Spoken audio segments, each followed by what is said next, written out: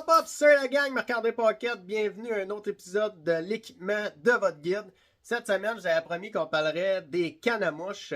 On n'est pas obligé d'être un moucheur hors pair ou un pêcheur de saumon d'Atlantique dans les rivières à l'est du Québec pour pouvoir pêcher avec ce type d'équipement-là. Moi, je pêche au lac Memphremagog depuis plusieurs années.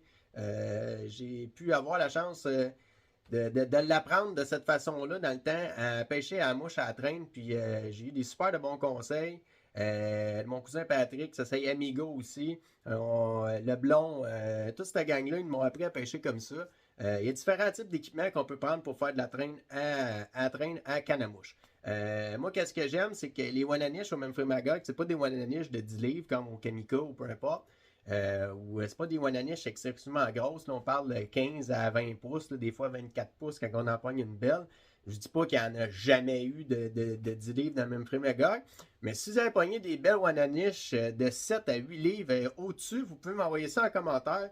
Même sur mon Facebook, Guide de pêche Marc-André Paquette, ça va me faire plaisir. Même de faire un petit montage avec vous, de gratifier votre poisson puis de montrer des trophées qui est au Memphremagog. Donc, on commence aujourd'hui. Vous allez voir, j'ai toutes sortes d'équipements, puis j'ai trouvé des équipements pas trop chers qui, pour moi, faisaient la job. J'ai d'autres pêcheurs que je connais qui prennent des équipements super chers à ça, ils tiennent beaucoup à ça. Moi, par contre, pour faire de la traîne, je mettais beaucoup l'accent sur le moulinet, pas sur la canne. Si on va au saumon, j'ai déjà été au saumon avec des amis, eux autres, c'est le canne, c'est bien important parce que c'est là, quand tu vas moucher, c'est avec l'action de ta canne, la légèreté, puis toute l'action que ta canne a là. Je ne suis pas l'expert de la mouche pour moucher, mais la canne, c'est ça qui fait la différence. Ton reel, là, il ne ramène pas grand-chose. C'est souvent avec tes mains. Puis, en tout cas, peu importe, là, on ne s'alternisera pas là-dessus.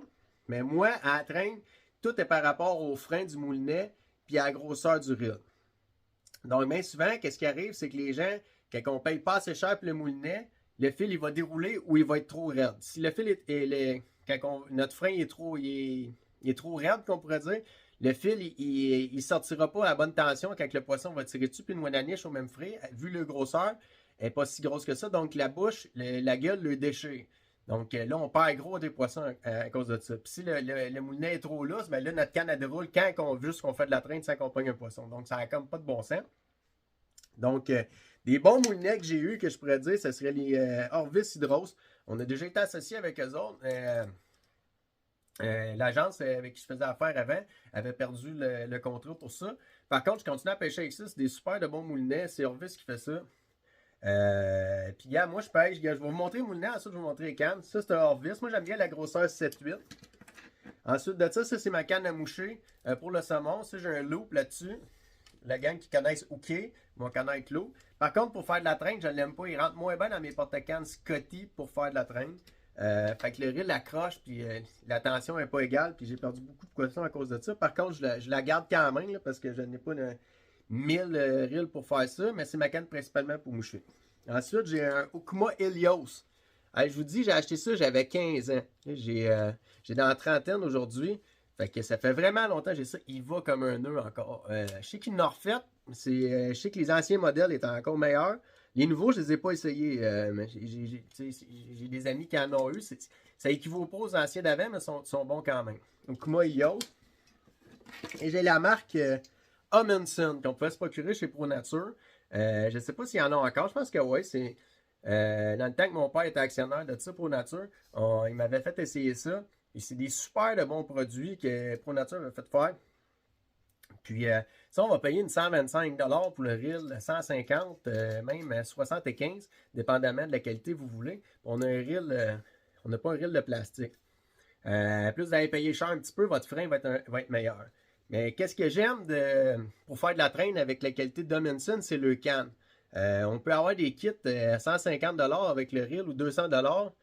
250, 300, il y en a 400, là, mais je vous dirais, là, si vous prenez un kit entre 175 et 250$, le reel, la canne, comme ça, ou la canne comme ça, les cannes vertes, là. Regarde, celle-là, c'est une Top MPR, c'est une 9 pieds, numéro 6, numéro 7-8. Ça, c'est en 2 pièces. J'ai pas eu de trouble avec ça. Il y avait la cascade aussi Dominion. Celle-là était moins chère un peu. Je pense que c'était ça 200 avec le moulinet.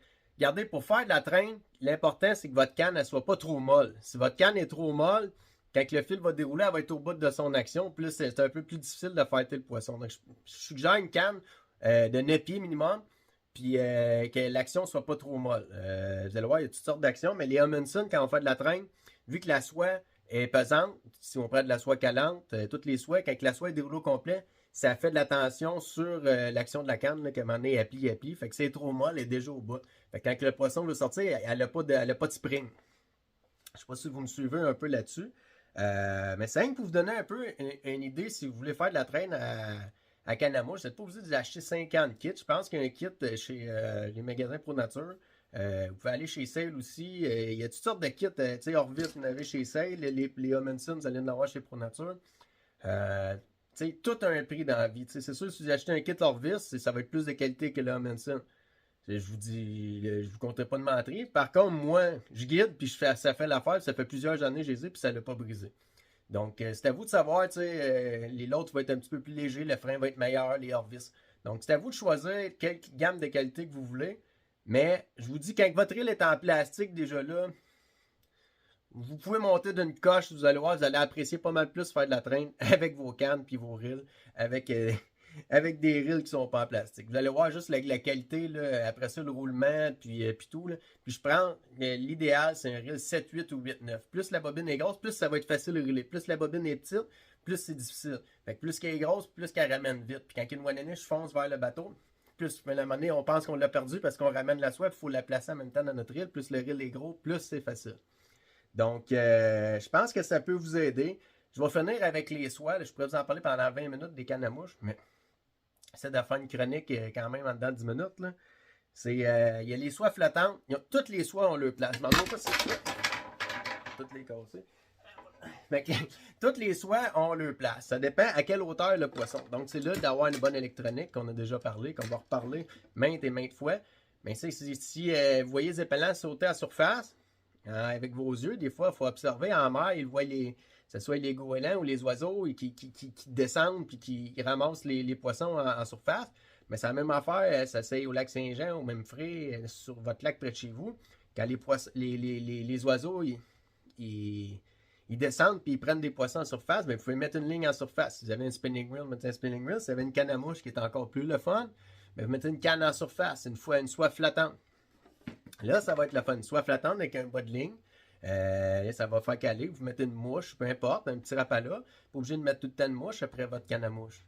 Il y a plein de méthodes. C'est juste une action qui est plus fun à traîner, de pogner un plus petit poisson, qui va être plus de sensation, qu'on pourrait dire. Donc, moi, des fois, on pogne une one-niche, mettons, de 16-17 pouces à canne à mouche. Ça en vaut 4-5 au Don-Rigueur pour l'expérience de mes clients. À chaque fois, ils me le disent. Donc, après ça, on peut avoir une canne à boucalant.